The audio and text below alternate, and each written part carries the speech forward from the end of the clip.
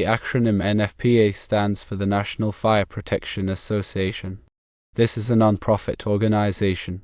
Its main responsibility is the development, publication, and distribution of consensus codes and standards related to fire safety and other related issues. The NFPA 70 document, known as the National Electrical Code, is one of the most widely recognized and used codes across the globe. It establishes the minimum safety requirements for electrical installations. All 50 states use it as the foundation for their electrical codes. Existing electrical installations that do not currently meet the requirements outlined in the National Electrical Code are allowed to remain in service if they do not present a danger to individuals or property.